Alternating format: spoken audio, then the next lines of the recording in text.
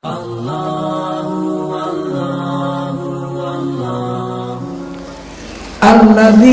amanu wa hajaru wa jahadu fi sabilillahi bi amwalihim wa anfusihim a'zamu darajatan 'indallah wa ulaika humul faizun.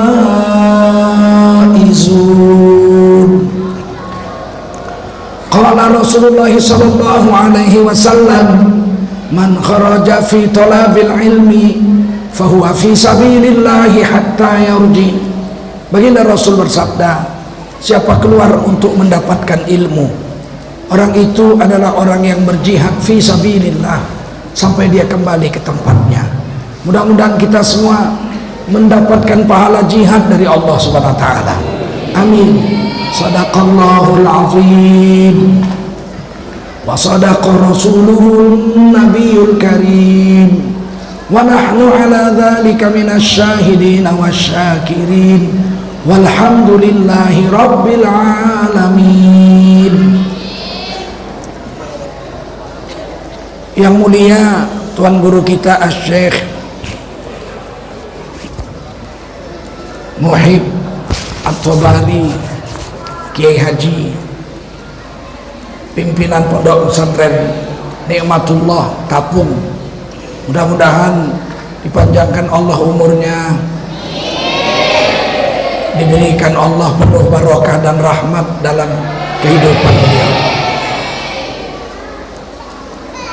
Pewakif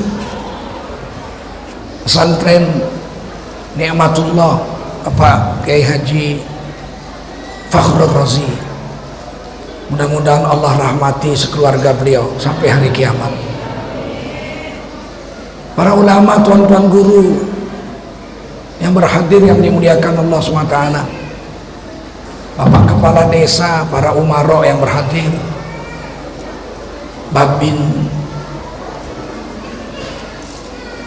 Babinsa dan Babin Kaptibnas dari Polsek Tapung yang dimuliakan Allah SWT, tokoh adat Lembaga Adat Melayu Riau, para Datuk Bendaharo yang hari ini dengan senang hati hadir dalam acara yang mulia ini. Mudah-mudahan Allah rahmati orang tua kita, bapak-bapak, ibu-ibu, tokoh adat, tokoh masyarakat, wali santri yang dimuliakan Allah SWT, khususnya anak-anakku, para santri dan santriwati. Di pundak kamulah tanggung jawab untuk melanjutkan perjuangan agama di negeri ini, agar negeri ini segera wujud menjadi negara kesatuan Republik Indonesia yang baldatun thayyibatun wa rabbun ghafur. Tanggung jawab yang kami pikul sebentar lagi akan berakhir, sebab kami sudah tua. Satu hari kami akan kembali menghadap Allah SWT. Tapi perjuangan menegakkan agama di negeri ini tidak boleh berhenti. Itulah cita-cita kemerdekaan Republik Indonesia yang dituliskan di sila pertama Pancasila, yaitu ketuhanan yang Maha Esa, dan dituliskan di Undang-Undang Dasar 45 pasal 29 ayat 1 dan ayat 2. Negara berdasarkan ketuhanan yang Maha Esa. Dan 29 ayat 2 dituliskan dengan tegas di situ. Negara menjamin tiap-tiap warga negara untuk memeluk agama garis miring kepercayaan dan menjalankan agama garis miring kepercayaannya masing-masing. Dari keterangan Pancasila dan Undang-Undang Dasar 45 ini dengan tegas dinyatakan negara kesatuan Republik Indonesia ini berdasarkan ketuhanan yang Maha Esa. Tidak boleh ada paham komunis, ateis, leninisme dan paham-paham anti agama. Tak boleh hidup di negeri ini. terutama Partai Komunis. Komunis sudah 2 kali mengkhianati negeri ini. Sekali tahun 1948, Musso pimpinannya namanya, membunuh para santri dan ulama-ulama se-Jawa Timur di Madiun. Akhirnya dibasmi oleh Bung Karno dengan mengerahkan TNI. Bersih, tidak ada yang hidup mati semua. Kemudian Bung Karno mengeluarkan surat, PKI adalah partai terlarang di Indonesia. Tahun 48, 49, 50, 51, 52, 5 tahun PKI menjadi partai terlarang zaman Bung Karno, Orde Lama. Dengar baik-baik. Tiba-tiba tahun 1952 pimpinan Partai Komunis DN Aidit dan 2 orang temannya datang jumpa Bung Karno di rumah Bung Karno di Jalan Pegangsaan Timur 56. Sekarang namanya Jalan Proklamasi. Rumah itu hadiah dari seorang saudagar Arab yang kaya, namanya Faroj Martak. Diberikan kepada Bung Karno karena Bung Karno jadi presiden miskin, nggak punya rumah. Selama hidupnya beliau tuh dibuang sama Belanda, ke Digul, ke Bengkulu, dibuang, ke Endeh, sehingga beliau nggak punya rumah. Jadi presiden tapi nggak punya rumah. Diberi hadiah sebuah rumah, beliau tinggal di situ. Datang malam-malam ini DN Aidit pimpinan PKI ngobrol-ngobrol sama Bung Karno. Beberapa hari kemudian Bung Karno mengeluarkan surat mencabut larangan Partai Komunis Indonesia. Sehingga tahun 1952 Partai Komunis tidak lagi menjadi partai terlarang. 3 tahun kemudian, tahun 1955, 52, 53, 54, 55, 3 tahun kemudian diadakanlah pemilihan umum pertama kali di Republik Indonesia. Setelah 10 tahun Indonesia merdeka tahun 1955, apa yang terjadi? PKI menduduki pemenang keempat pemilu pertama itu. Pemilu pertama Partai Nasional Indonesia PNI pimpinan Bung Karno mendapatkan 58 kursi konstituante.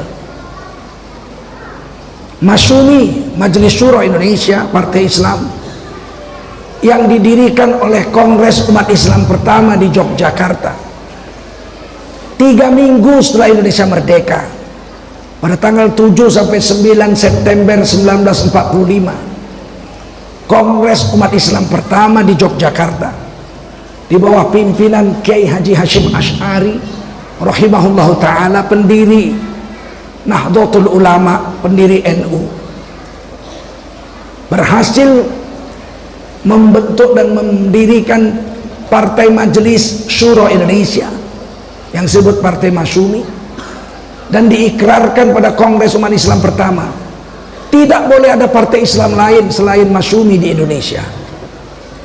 Sayang, pemilu baru digelar 10 tahun kemudian, tahun 1955, karena Republik Indonesia tidak ada uang, negara kita miskin, baru merdeka, banyak pengkhianat pula. Tahun 48 PKI sudah mengkhianat, baru 3 tahun merdeka. Maka Masyumi mendapatkan 58 kursi, sama dengan PNI pada pemilu pertama 1955. Pemenang ketiga adalah Partai NU. Meskipun Kiai Hashim Asy'ari sudah mengikrarkan dengan ulama-ulama pada Kongres Umat Islam pertama pada 7 dan 9 September 1945, tidak boleh ada partai Islam yang lain selain Masyumi. Tetapi pada tahun 1954-55 menjelang pemilu, Bung Karno naik haji, pimpinan-pimpinan PKI, Subandrio segala macam naik haji, pimpinan-pimpinan NU juga naik haji. Entah apalah lobi Bung Karno di perjalanan haji itu, di Mekah Madinah sana, di Arafah, Pulang dari haji, NU keluar dari Masyumi, dan NU membuat partai sendiri, Partai NU. Dapat 30 kursi, pemenang ketiga. Pemenang keempat adalah PKI yang sudah memberontak tahun 1948, dibasmi bersih sampai akar-akarnya mati semua. 5 tahun menjadi partai terlarang, dicabut oleh Bung Karno pada tahun 1952. 3 tahun kemudian pemilu pertama digelar, PKI berhasil merebut 28 kursi, pemenang keempat 2 kursi saja berbeda dengan Partai NU. Ini supaya anak-anakku tahu, ini bulan September, ini peringatan PKI sebentar lagi, ini 30 September. Yang sudah tidak diperingati lagi di negara ini, sudah mulai sejak tahun lalu. Negara tidak lagi memperingati pengkhianatan PKI.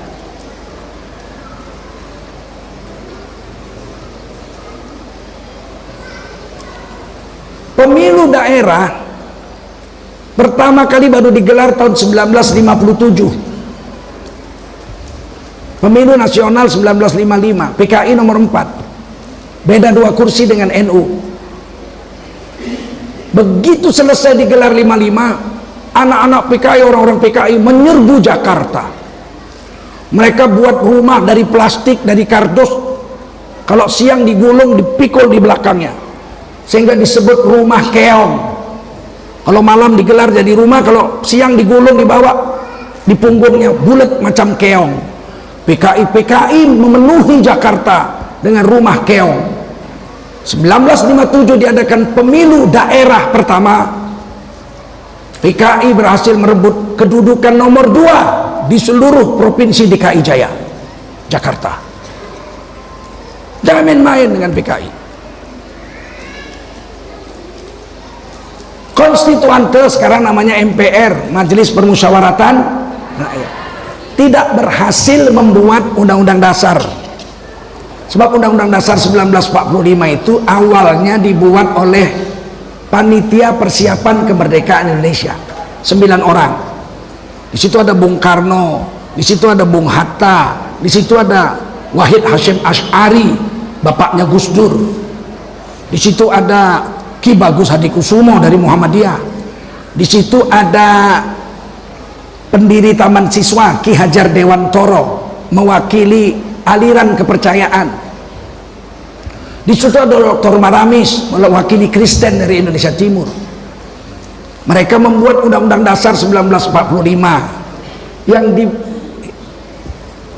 diumumkan pada tanggal 18 Agustus 1945, sehari setelah Indonesia merdeka. Tapi Undang-Undang Dasar 45 ini dianggap sementara saja sampai diadakan pemilu pertama. Nanti konstituante MPR akan membuat undang-undang dasar baru. Ternyata tidak berhasil karena selalu diveto. Masyumi membuat undang-undang dasar negara Islam Indonesia, diveto sama PKI, nggak cukup korum. Ketika PNI membuat, diveto oleh NU, diveto oleh Masyumi, nggak jadi. PNI dengan Masyumi berkoalisi bikin undang-undang dasar, diveto oleh NU dan PKI, nggak jadi. Akhirnya 4 tahun konstituante bersidang, tidak berhasil membuat undang-undang dasar yang baru untuk negara Indonesia. Tetapi pada tahun 1959 sudah disepakati bahwa bulan Maret tahun 1960 batas akhir daripada MPR atau konstituante itu sudah disepakati 11 poin yang akan bersidang nanti pada Maret 1960. Namun Bung Karno tidak sabar. Bung Karno merasa sudah membiayai konstituante 4 tahun, undang-undang dasar nggak jadi juga. Maka Bung Karno mengeluarkan dekret presiden. Pada tanggal 5 Juli 1959, Bung Karno membubarkan konstituante, sehingga MPR bubar, nggak ada lagi. Jadilah Bung Karno presiden sendirian, presiden tanpa wakil karena Muhammad Hatta mengundurkan diri, presiden tanpa MPR karena MPR dibubarkan oleh Bung Karno. Pada tahun 1960, Bung Karno membuat kebijaksanaan nasionalis, agama, dan komunis. Ulangi semua biar jangan lupa. Nasionalis semua, agama dan komunis, disingkat Nasakom. Dari nasionalis diwakili oleh Partai PNI, pimpinan Bung Karno. Dari agama diwakili oleh Partai NU, karena Masyumi tidak mau, menolak Masyumi, tidak mau bergabung dengan PKI. Dari komunis diwakili oleh Partai Komunis Indonesia, jadilah Nasakom. Dan Bung Karno pidato di PBB, nasionalis dengan komunis di mana-mana di seluruh dunia berperang, tapi di meja makan Bung Karno, nasionalis, agama dan komunis bersatu padu. Ini kebanggaan Bung Karno tahun 1960. Masyumi keluar tidak mau ikut dengan komunis. Tahun 1960 Bung Karno membubarkan Masyumi. Masyumi dibubarkan oleh Bung Karno. Dan ulama-ulama yang ada di Masyumi dipenjara. Buya Hamka dipenjara, ketuanya Muhammad Nasir dipenjara, Sultan Syahrir dipenjara, Kiai Haji Isa Ansyari dipenjara, Ghazali Hasan dipenjara semua. Tahun 1960 pendiri PKI salah satunya namanya Tan Malaka, orang Awak Ciko Payakumbuh, keluar dari PKI karena nggak cocok dengan PKI, padahal beliau pendiri PKI. Tan Malaka keluar dan membuat partai baru namanya Partai Musyawarah Rakyat Banyak, disingkat Partai Murba. Tan Malaka mendirikan Partai Murba dengan Adam Malik yang belakangan nanti jadi wakil presiden Republik Indonesia, dengan Khairus Saleh. Bertiga ini, Tan Malaka, Adam Malik, Khairus Saleh. Khairus Saleh ini yang menculik Bung Karno pada tanggal 14 Agustus 1945, membawa Bung Karno ke Rengas Dengklok dan memaksa Bung Karno membuat teks proklamasi dan memerdekakan Indonesia. Itu Khairus Saleh, seorang pemuda dengan kawan-kawannya. Beliau ini mendirikan Partai Murba. Partai Murba dibekukan oleh Bung Karno tahun 1960 karena menolak Nasakom. Tahun 1964 Bung Karno membubarkan Partai Murba.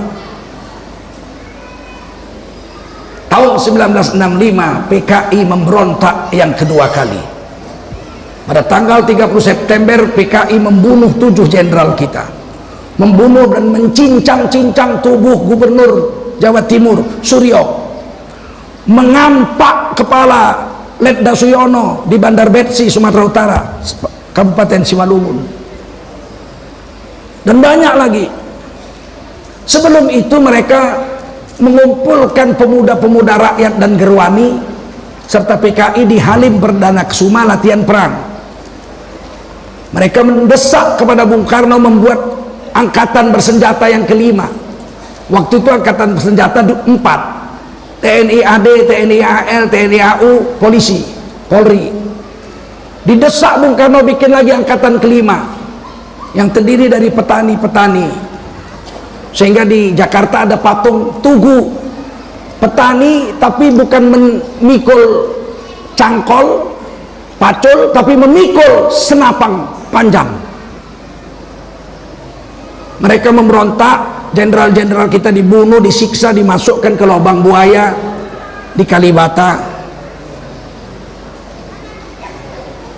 markas TNI AU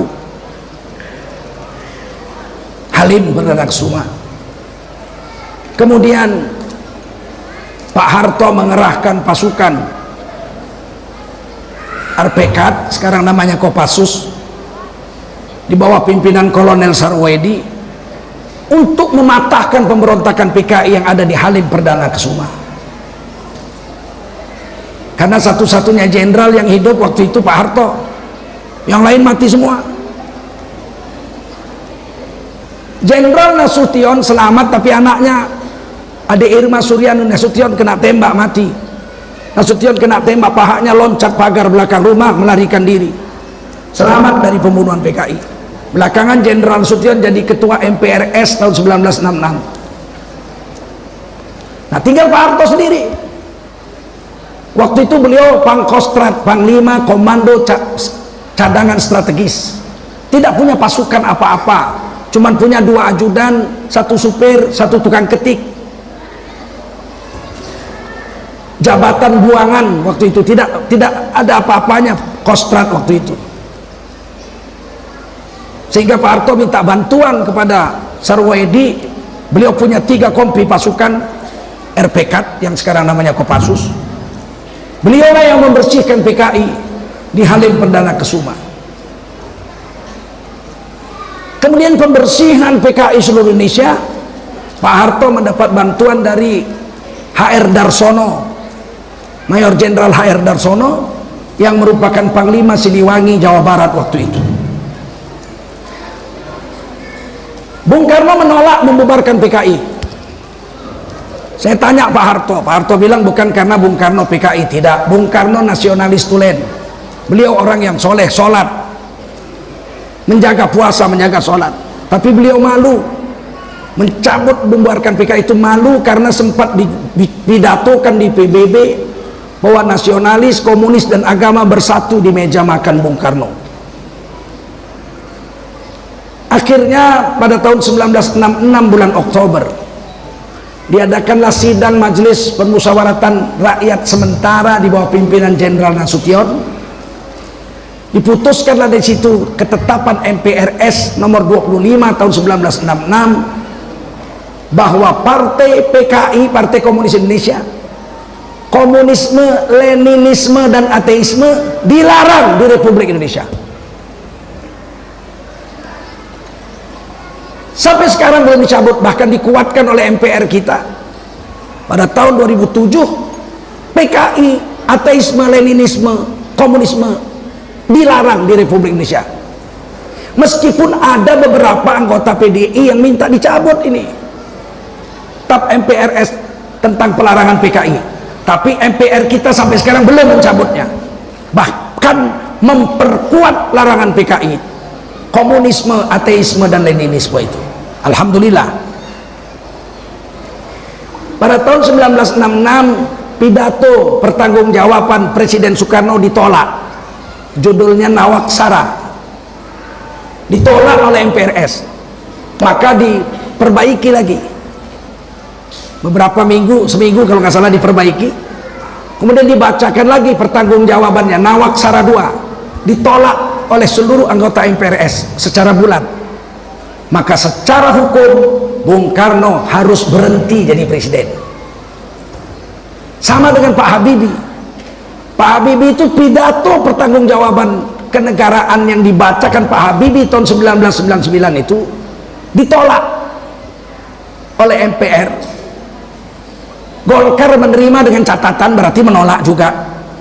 Padahal Habibie waktu itu adalah ketua Dewan Pertimbangan Golkar. Akhirnya Habibie harus berhenti jadi presiden dan tidak boleh dipilih kembali. Itu undang-undang negara kita. Maka tahun 1966 karena Bung Karno presiden seumur hidup, ditolak pertanggungjawabannya, maka beliau berhenti jadi presiden. MPRS mengangkat Pak Harto jadi presiden. Jadi Pak Harto itu jadi presiden bukan karena kudeta. Bohong yang bilang kudeta itu. Diangkat oleh MPRS, tapi Pak Harto tidak bersedia. Kata Pak Harto, saya Letnan Jenderal Soeharto tidak pernah bersedia jadi presiden dan tidak pernah mempersiapkan diri jadi presiden Republik Indonesia. Maka MPRS membuat surat mandat PLT presiden. Jadi Pak Harto itu pelaksana tugas presiden sampai pemilu digelar. Saya masih ingat ini semua. Di rumah saya ada foto Pak Harto tuh, PLT presiden, Letnan Jenderal Soeharto. Bukan presiden beliau. Pemilu baru bisa digelar tahun 1971. Duit nggak ada, negara kita bangkrut. Rakyat waktu itu makan bulgur. Bulgur tuh makanan kuda, diambil dari Amerika untuk dimakan rakyat Indonesia. Nggak ada beras. Tahun 1971 digelarlah pemilu pertama zaman Orde Baru, yang merupakan pemilu kedua setelah tahun 55. 10 partai, ada partai Kristen, ada partai Katolik, nomor 3 partai NU, nomor 5 Sekber Golkar, sekretaris bersama Golkar, ada PNI, ada Marhainis, ada Bulan Bintang. Nah, pokoknya 10 partai.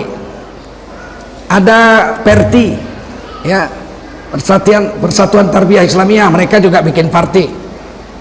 Dari 10 partai itu pemenangnya Golkar, Sekber Golkar.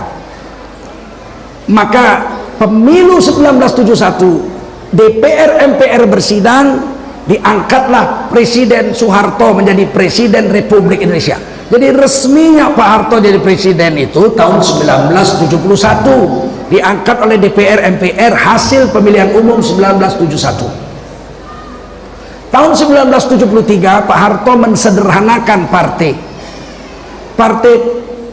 PNI, Partai Marhaen, Partai Kristen, Partai Katolik, Partai Murba, ini disatukan menjadi Partai Demokrasi Indonesia. Jadi nggak heran di PNI itu banyak Kristen, karena Partai Kristen dan Partai Katolik digabungkan ke PNI.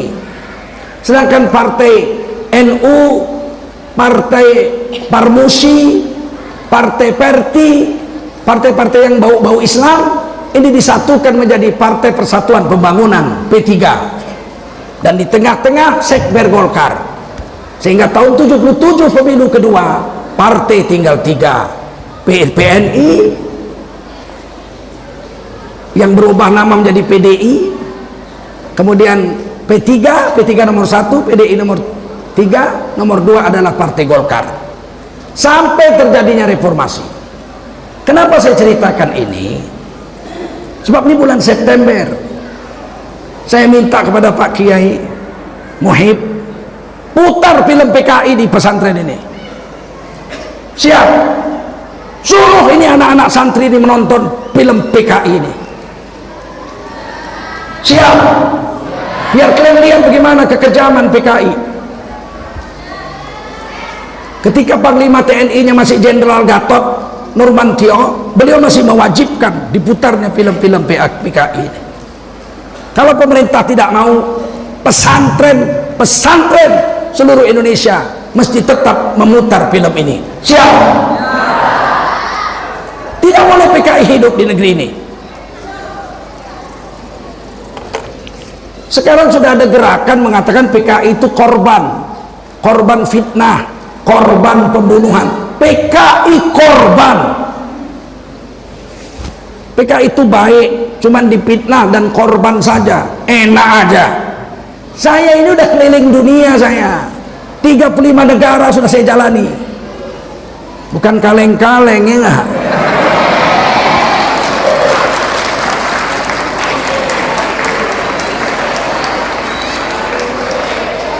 Komunis di Cina membunuh puluhan juta orang, komunis di Uni Soviet membunuh puluhan juta orang, komunis di Albania membunuh jutaan orang, komunis di Bangladesh membunuh ribuan orang.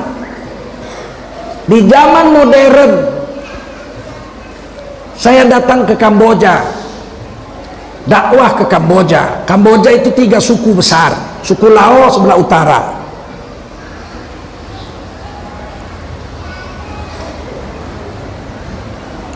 sebelah selatannya suku Champa, sebelah selatan suku Khmer, agamanya Buddha. Lao agamanya Buddha. Tapi mengarah ke Laut Cina Selatan, di pinggir laut itu namanya suku Champa. 100% orang Champa itu agamanya Islam. Salah satu putra Champa, ibunya orang Champa, adalah Sunan Gunung Jati, yang merupakan pahlawan Islam yang ada di Cirebon, yang sekarang menjadi Sunan Gunung Jati. Itu ibunya orang Champa, bapaknya orang Aceh, dari kerajaan Perlak di Aceh.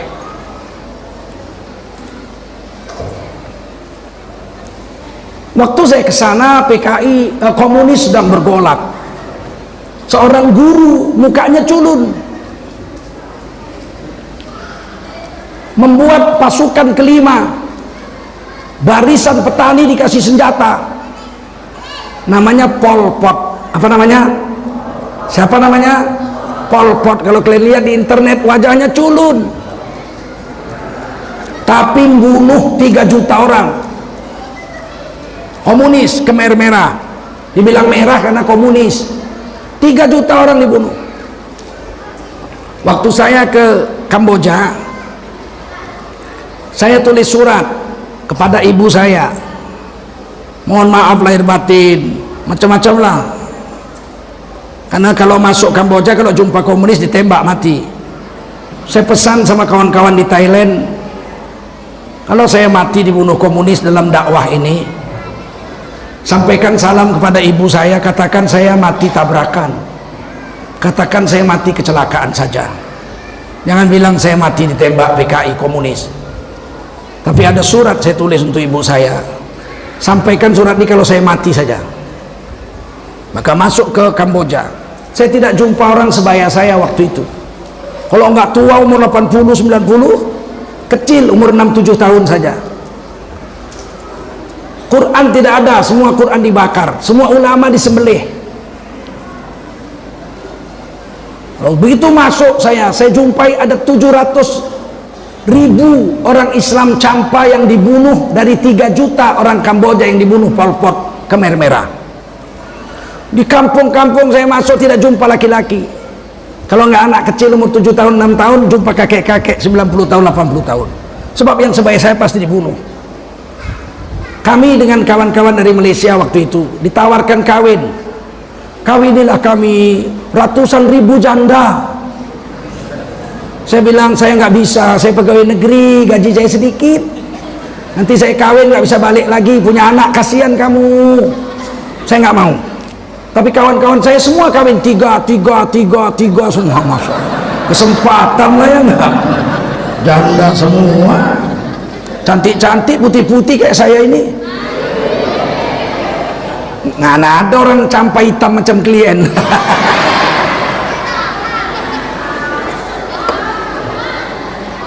Saya tidak mau kawin, tapi saya mengajarkan Al-Quran di sana kepada anak-anak kecil umur 7 tahun 6 tahun. 10 tahun kemudian saya kembali lagi ke Kamboja, ada uang rupanya, sudah jadi direktur saya, duit sudah banyak, tapi saya nggak mau kawin juga. Sampai di sana saya jumpa seorang ulama tamatan Al-Azhar sebaya dengan saya, dan satu guru, satu kakek guru. Saya dapat ijazah Quran dari Ahmad Hijazi, dan guru beliau itu cucu murid dari Ahmad Hijazi. Jadi keponaan murid saya lah, namanya Syekh Abdul Rahman. Ijazah kami sama-sama, sumber Qurannya, sanadnya dari Ahmad Hijazi di Makkah. Anak-anak yang saya ajar itu sudah umur 17 tahun, 16 tahun, semua istrinya 4. Saya bilang, berapa istrimu? 4. Berapa istrimu? 4 tuan guru, cikgu, 4. Iyalah karena janda 3 juta, janda 700.000. Saya bilang, kamu sudah hafal berapa juz? 30 juz tuan guru, 25 juz tuan guru. Masya Allah, bangganya saya. Itu murid-murid saya 10 tahun yang saya tinggal itu. Ketika saya mau pulang ke Indonesia, satu murid menarik jubah saya, dipegang kaki saya, dia nangis-nangis, dia mau ikut saya ke Indonesia. Ini murid yang paling saya sayangi, umurnya 17 tahun. Saya bilang, nak, kau nggak boleh ikut ke Indonesia karena di Kamboja kekurangan laki-laki. Dia bilang, saya mau ikut aja, saya nggak mau bisa sama tuan guru, nanti tuan guru nggak datang lagi ke sini. Saya bilanglah sama Syekh Abdul Rahman itu, Abdul Rahman, ini gurumu ini satu mau saya bawa ke Indonesia. Abdul Rahman ini langsung nangis. Bagaimana tuan guru Tengku Zulkarnain sampai hati mengambil guru kami, sedangkan kami kekurangan orang. Mestinya Tengku kirim laki-laki banyak-banyak dari Indonesia supaya bisa kawin dengan orang-orang perempuan di negeri kami, bukan yang ada malah diambil. Akhirnya saya bilang, nggak bisa kau saya ambil, kau tinggal aja sini di Kamboja ini, ajari anak-anak Kamboja ini agama. Siapa bilang komunis baik? Kepala tuk kau baik. Kau kepala tuk. 3 juta orang di Kamboja, baik.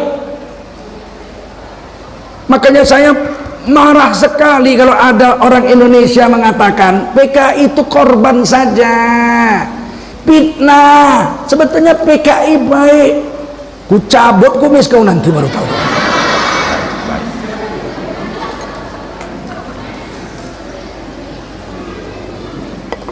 Saya cerita ini supaya anak-anak muda kami ini jangan tertipu.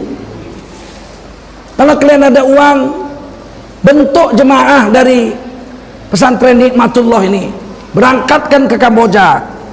Sana banyak pesantren-pesantren, bisa kita tulis surat pakai internet.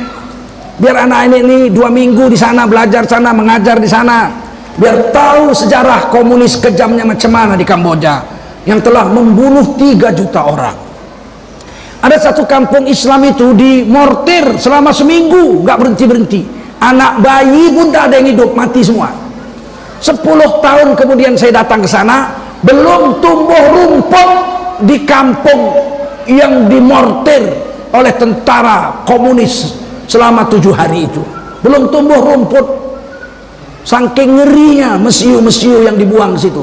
Tidak ada satu pun orang di kampung itu yang hidup. Bayi-bayinya pun mati semua. Bila perlu kita bentuk jemaah ini, Tuan Syekh, ya enggak? Kita bawa anak-anak kita ini yang senior-senior, 30 orang, 20 orang, bawa ke Kamboja, nggak mahal kok. Dari sini lewat Thailand, murah. Dari sini kita pergi ke Malaysia, dari Malaysia naik bus Thailand Selatan, kemudian naik kapal naik kereta api ke Bangkok, dari Bangkok baru kita pergi ke Kamboja. Kalau naik kapal terbang dari sini ada sudah langsung ke Kamboja. Ada, berangkat dari Kuala Lumpur Kamboja ada, dari Jakarta Kamboja ada langsung. Agar kita tidak lagi mengalami penderitaan yang sama dengan komunis-komunis kejam yang membunuhi orang-orang Islam. Nah, ini sekarang mukaddimah nih biar kalian sadar, insyaallah ya. PKI baik apa jahat? Baik apa jahat? Saya bertanggung jawab dengan ceramah ini di akhirat. Bertanggung jawab saya di hadapan Allah di akhirat dengan ceramah ini. Tidak ada fitnah di sini. Bapak saya itu nomor 1 mau dibunuh oleh PKI di Sumatera Utara, di Medan. Daftar membunuhnya itu, yang mau membunuh saya sekeluarga itu hansip yang setiap hari makan di meja makan bapak saya, yang menggendong-gendong saya waktu kecil, ditugaskan untuk menyembelih kami sekeluarga. Di belakang rumah sudah dibikin lubang letter L. Alasannya untuk menangkal serangan udara Malaysia, karena kita konfrontasi dengan Malaysia. Padahal sebetulnya untuk menanam tokoh-tokoh Islam di belakang rumahnya udah dibikinkan lubang, tinggal masukkan saja. Dahsyat PKI ini, jangan main-main.